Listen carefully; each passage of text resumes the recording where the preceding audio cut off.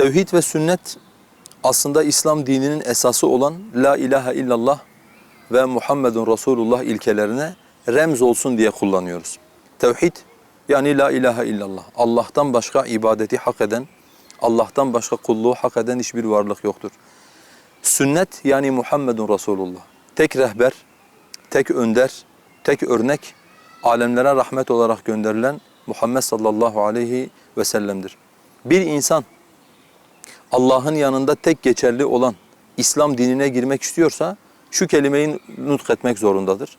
La ilahe illallah Muhammedun Resulullah.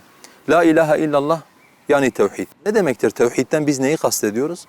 Tevhidden kastettiğimiz şey şudur. Yani Allah'ı Allah'ın isimlerinde, Allah'ı Allah'ın fiillerinde, Allah'ı Allah'ın zatında birlemektir. Başka bir ifadeyle uluhiyetinde, rububiyetinde, isimlerinde ve sıfatlarında Allah'ın bir ve tek olduğuna itikad etmektir. Örnek veriyorum. Allah Azze ve Celle Kur'an-ı Kerim'de buyurdu ki Müslümanlara وَلِلَّهِ مَا فِي السَّمَاوَاتِ وَمَا فِي الْأَرْضِ Yerde ve gökte olanların tamamı Allah'ın mülküdür.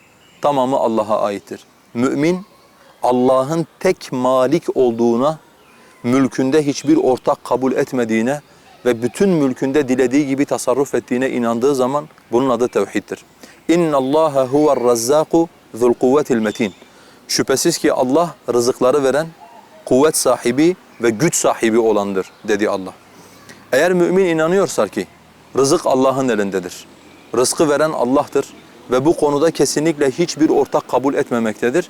Bu müminin Rabbini birlemesidir. Veya alemlerin Rabbi olan Allah buyurdu ki mesela Ela lehul halku vel emru tebarakallahu rabbul alemin. Dikkat edin, yaratmak da, emretmek de yani hükmetmek ve kanun koymak da Allah'a aittir. Alemlerin Rabbi olan Allah ne yücedir. Eğer bir Müslüman tek yaratanın ortaksız bir şekilde Allah olduğuna inanıyor, tek kanun yapanın, tek hüküm koyanın, tek helal haram belirleyenin, tek anayasa yapma hakkına sahip olanın, alemlerin Rabbi olan Allah olduğuna inanıyorsa bu tevhiddir. Bu Allah'ı birlemektir. İkinci şıkkı ise müminin kendi fiillerinde, kendi sözlerinde, kendi amellerinde alemlerin Rabbi olan Allah'ı birlemesidir. Yani sadece böyle inanmanız yetmez. Aynı zamanda buna uygun yaşamanız da gerekir.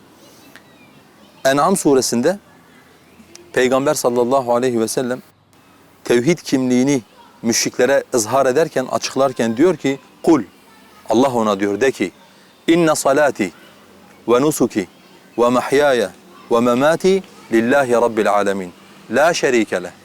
De ki benim namazım, benim kurbanım, benim hayatım ve benim ölümüm yani bütün yaşamım alemlerin Rabbi olan Allah'a aittir ve Allah'ın bu konuda hiçbir ortağı yoktur. Mülk Allah'ındır dediğin gibi sen kendi amellerinde de böyle inanıyormuş gibi yaşayacaksın. Hüküm Allah'ındır dediğin gibi sen kendi amellerinde de bu şekilde yaşayacaksın. Namazını Allah'a kılacaksın. Kurbanını Allah'a keseceksin. Duanı Allah'a yapacaksın. Allah'tan korkacaksın. Allah'tan bekleyeceksin. Eyvallah. Bunun adı tevhiddir ve en önemlisi Allah için yaşayacak ve Allah için öleceksin. Yani ne bir toprak parçası için, ne bir bayrak için, ne bir lider için değil. Sadece ve sadece alemlerin Rabbi olan Allah için yaşayacak ve alemlerin Rabbi olan Allah için öleceksin.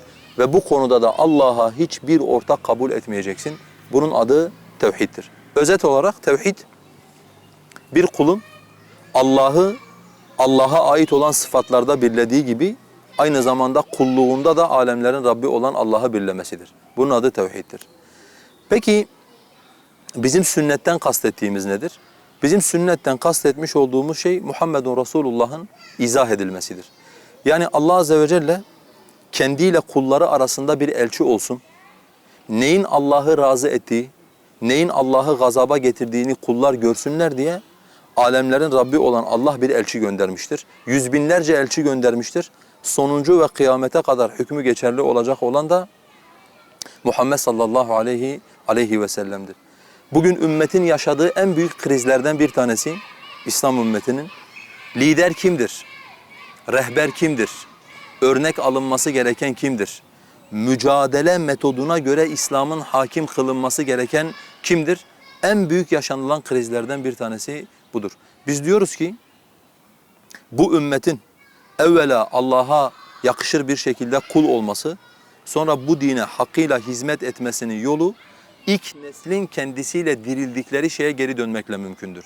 O da La ilahe illallah tevhid davası, Muhammedun Resulullah sünnet davasıdır. İbadette Allah'ı birlemek, önderlik, rehberlik ve ittiba konusunda Muhammed Mustafa sallallahu aleyhi ve sellemi birlemektir. Tevhid ve sünnetten kastetmiş olduğumuz budur.